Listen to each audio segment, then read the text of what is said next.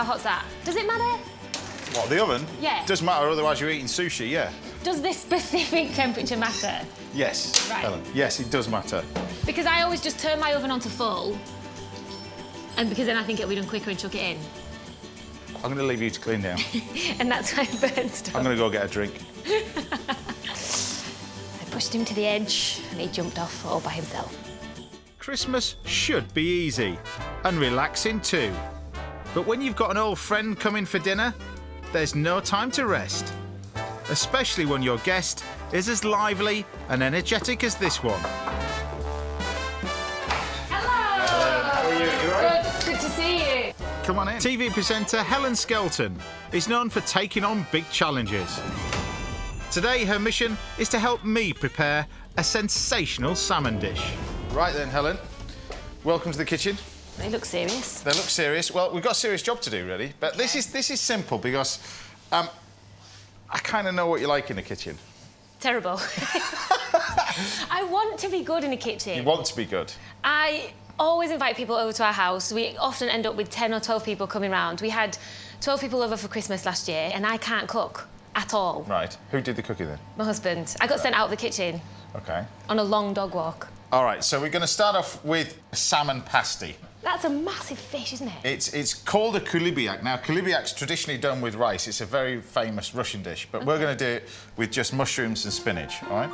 We're going to slice up the mushrooms first. A very straightforward task, just to be on the safe side. See, my family get mad at me because I do like to cook and I attempt to cook, but I don't really believe in recipes. I think they're a bit... That's where you're falling down, mainly, you see. So what's the traditional go-to Helen dish, then? Chili. Chili? Yeah, but that can be quite complicated to make. You make that without a recipe?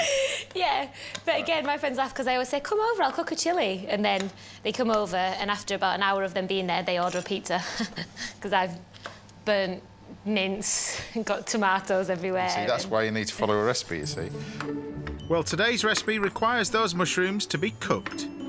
Now, whenever you're frying mushrooms, very, very hot pan. So hot pan, butter. With your fingers? Yeah. It's my kitchen. Yeah. Right, in there.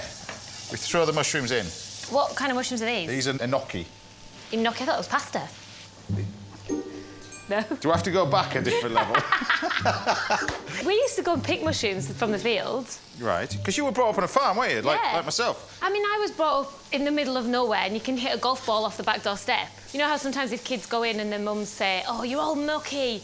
If we were head to toe in mud, my mum was happy because we'd had a good time. Right. And I was lucky because my dad was on the farm, so he was always there, so he could always build a den with us and run across the field with us and all that kind of stuff. So, yeah, I feel lucky. So what gave you the adventurous side, then? Rowing down the Amazon and all that sort of stuff. Why all that? I think, James, it's a fine line between brave and stupid. And if I'm completely honest, I never really thought it through. When I went to the Amazon, I had no idea how big it was. Really? You still didn't? I won't laugh, I'm not exactly an expert on South American rivers myself. Anyway, back to the dish. The mushrooms have now softened, so I take them out of the pan and get ready to sauté the second filling, spinach. Now, next time I come over to your house, I'm expecting this. Well, You can practice it over Christmas, can't you, on everybody? Well, I'm going to have a new social circle over Christmas because we're moving to France. So You're moving to France? We are moving to France for my husband's work. The home of great cooking. Yeah. Right. He even said to me, don't start inviting everyone over and then offer them burnt chili or a takeaway pizza. So I want to be able to go and cook something so I don't embarrass myself. Once the spinach is sautéed, it all needs to go into the fridge to cool. So what was Christmas like growing up for you, then?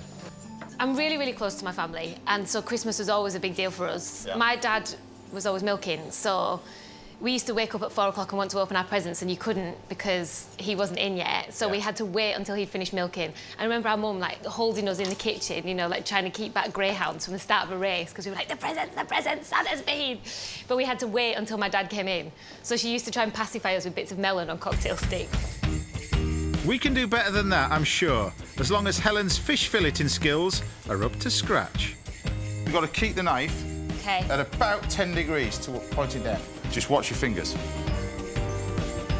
Tell you what, you've got the hang of this. I don't know what my chef's worried about. Ta-da! You ready? So you're basically just putting the knife in and keeping it close to the bone. That's exactly what we're doing.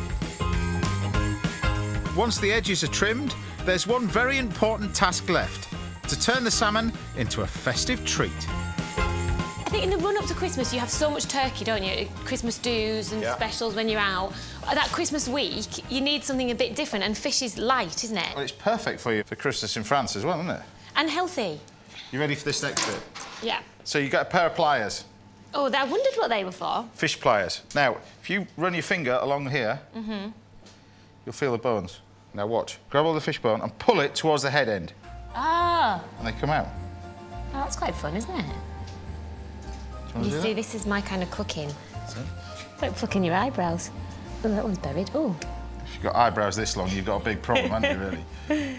After every bone has been painstakingly removed, it's time to move on to the puff pastry. You can buy this stuff already made. Yeah. Now, what we're going to look at is the shape of the salmon here. And what we're trying to create is 2 bits of pastry the same shape as the salmon. Yeah. So what we're going to do is we're going to roll this out in one direction. When the pastry is the right thickness, layer up the fish for the filling. Season the salmon, add the mushrooms, then the spinach. And get your assistant to roll out the second piece of pastry. Okay. Like that. Now you might want to check that they're properly dressed first. These sleeves were very festive, but a terrible idea, weren't they?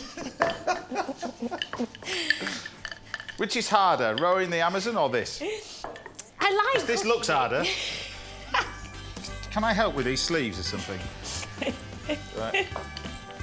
Once the pastry is eventually rolled out, egg wash the edges of the base and place the second fillet on top. Now all you need to do is add the lid and make sure your sleeves stay out the way. That is like a piece of art. Then seal the pastry by squeezing the top and bottom layers together. As pasties go, this is quite a posh pasty, isn't it? It is posh pasty. Good. Okay. Right, we're nearly there. Egg wash. I'm impressed. I'm just in awe of what we've already achieved here. Basically just going to make a pattern in the top. Right. 1, 2, 3, 4. This could go wrong, couldn't it? No, just don't cut through the pastry, Helen, because it'll all be ruined. Noted. See, this is doable, isn't it? Look. This is totally doable. I'm excited because I think I could do this. Salmon, head, scale, bones. Yeah, you can buy it already filleted, though. No, I want to do it. I want to do the whole thing. You want to do it? Oh, yeah. OK. If you're going to do it properly. And then hot oven. OK. How hot's that? Does it matter? What, the oven? Yeah. Doesn't matter, otherwise you're eating sushi, yeah. Does this specific temperature matter? Yes, Right. Helen. Yes, it does matter. Because I always just turn my oven onto full, and because then I think it'll be done quicker and chuck it in. I'm going to leave you to clean down. And that's why I burned stuff. I'm going to go get a drink. I pushed him to the edge, and he jumped off all by himself. I was certainly thinking about it. Now, you don't need years of experience in the kitchen to prepare a show-stopping Yuletide feast. That's beautiful.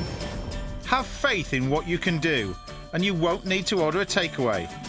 And they're probably not open on Christmas Day anyway. So you reckon you're going to try this Christmas then, over in France? I'm definitely going to try it. That's delicious.